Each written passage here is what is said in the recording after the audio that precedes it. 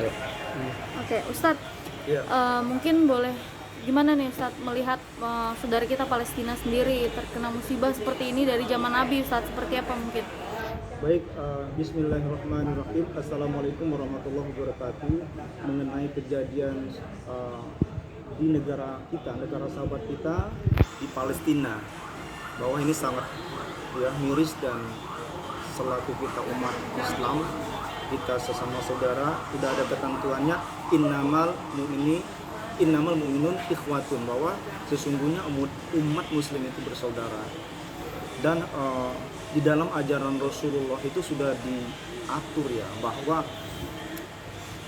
tidak boleh dibunuh orang perempuan, tidak boleh dibunuh anak-anak, ya, tidak boleh dibunuh tempat ibadah. Sudah ada aturannya di dalam ajaran mengikuti Rasulullah.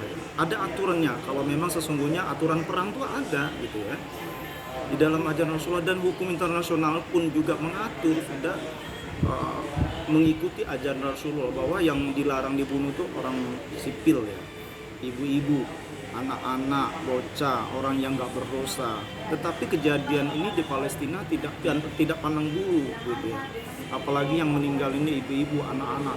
Ini sangat menyedihkan dan berdampak yang sangat meluas, penderitaan korban yang meluas di negara sahabat kita di negara Palestina. Ini naudzubillah min dzalik. Sesungguhnya orang-orang ini sangat sadis sekali ya, dan itu adalah ganjarannya adalah neraka jahanam di hadapan Allah Subhanahu wa taala.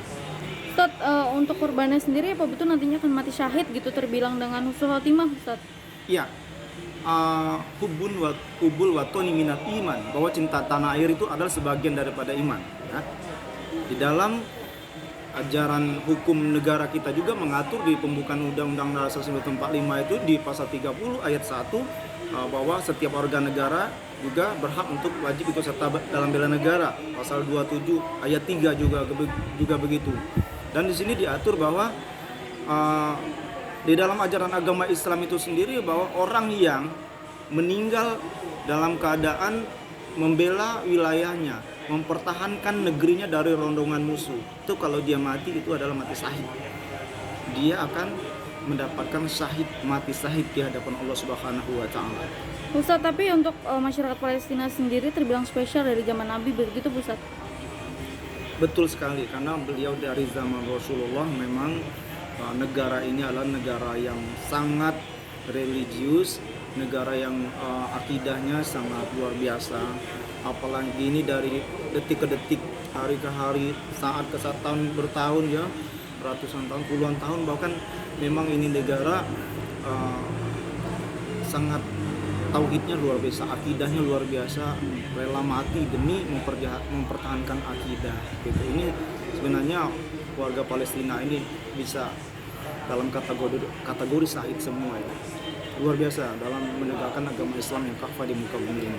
Ustadz, Palestina sendiri spesial untuk umat Islam, kenapa sih Ustadz? Negara Palestina ini spesial kenapa? Beliau dengan begitu penderitaannya, yang korban nyawa bahkan jutaan umat, ribuan umat ya, dengan penderitaannya sudah tidak bisa kita berbicara tentang penderitaan mereka ini sangat meluas. Kehilangan orang tua, anak-anak yang begitu menderita, ayahnya dipotong-potong, ditembak mati di depan anak kecil, tetapi mereka tetap sabar dari dahulu kan, tetap berpegang pada akidahnya. Apapun yang mereka alami dari dahulu kala zaman Rasulullah sampai pada saat ini, mereka tetap imannya tidak goyah. Makanya memang spesial di mata Rasulullah Muhammad SAW. Tetap yang harus kita lakukan sebagai umat Islam gitu ya, dengan adanya suatu permasalahan di Palestina ini gitu. Jazakallah, di dalam Al-Quran sudah diatur ya, Bismillahirrahmanirrahim, wa'tasimu bihablillahi jami'an wa la tafarraqu, dan berpegang teguhlah kamu kepada tali agama Allah, janganlah kamu bercerai-berai. Innamal mu'minun ikhwatun, sesungguhnya orang mukmin itu adalah bersaudara. Kita memang harus, di dalam Al-Quran sudah diatur ya, sudah diajarkan kita harus bersatu untuk menciptakan kedamaian. Sesungguhnya Rasulullah itu ya, laqad kana lakum fi Rasulillah uswatun hasanah. Rasulullah walaupun disakiti, walaupun orang mencaci maki dan menginjak-injak derajat beliau, tetapi Rasulullah itu tetap melakukan yang terbaik, menjadi menjadi haribaan, menjadi dambaan setiap umat, rahmatan lil alamin. Nah, tugas kita selaku umat Islam, mari kita selesaikan, kita usahakan dengan maksimal, yaitu dengan ud'u ila sabili rabbil hikmah. Sentuhlah dan marilah kita seru dengan jalan kebijakan. Tetap kita berusaha bersikeras untuk mencari jalan damai seperti itu.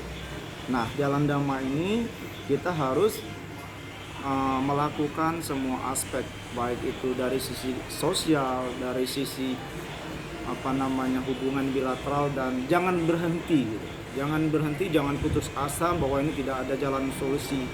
Tidak boleh seperti itu juga. Selaku umat Islam kita harus bersikeras bagaimana mencari solusi ini untuk dibawa ke negara PBB internasional. Kita untuk tetap bersikeras untuk mencari jalan yang bisa berhenti peperangan ini, kejadian ini, penderitaan ini, tetapi dengan jalan yang harum, yang damai. Kita berusaha semaksimal mungkin. Ustaz, mungkin doanya seperti apa Ustaz? Boleh doa untuk Palestina Ustaz?